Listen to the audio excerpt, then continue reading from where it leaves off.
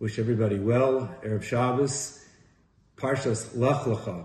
It's interesting, this past week I was thinking about my father. My father is not living, as many of you know. He passed away some time ago. My father was a graduate of Cooper Union, which is a school in New York City, a college, caters to engineering.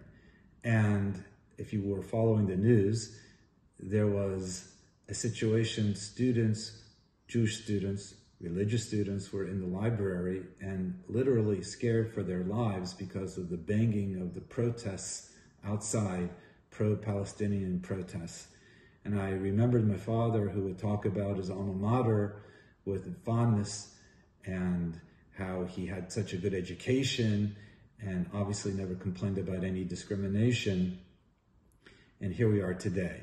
So you don't need me to tell you that we are experiencing very difficult times. I was just speaking with someone from the shul. I can't remember in my lifetime a more difficult crisis, so many things happening at once, and he concurred. He agreed wholeheartedly. So with that, from Parshas Lecha, let's say something that can be of chizuk, of inspiration. What's interesting about this parsha is that we have the introduction of Avram Avinu. Even though he was mentioned briefly at the end of last week's Sedra, but now we have Avram, the life and times of Avram Avinu. What's interesting is that he's 75 years old, according to the Torah, when he appears on the scene, and we don't know much about his past. The Ramban points this out.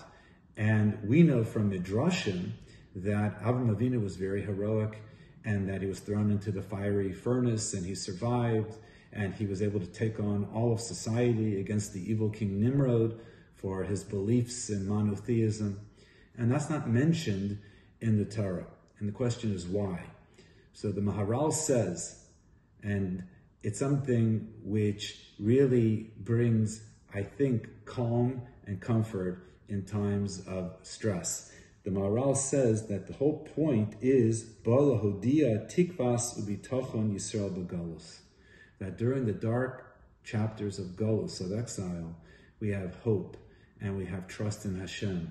Because if there would have been all of the details of Avram Avinu's life prior to Lech, what took place, we might think that Hashem only chose Abraham because of those traits. In other words, because he was willing to give up his life, because he was somebody who campaigned and, if I can use the word, crusaded on behalf of Hashem.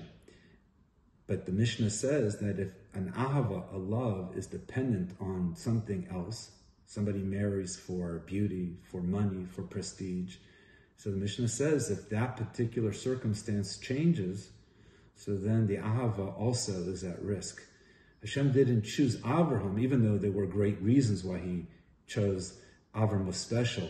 But if it's not depicted in the Torah, it's confidence for us, encouragement that Hashem is always going to be with us. And even if the children at times are not keeping the Torah as best as they could or should, and even if we have problems internally, which unfortunately we do, but nevertheless, Hashem's love for us will always be there. So in other words, we have Avram Avinu depicted almost as an anonymous figure, because the love for the avos and the imahos, the patriarchs, and the imahos, the matriarchs, is something which is intrinsic. It's not dependent on any other matter. And Hashem will never forsake us, and hopefully, at least part of us, meaning the Jewish people, will never forsake him.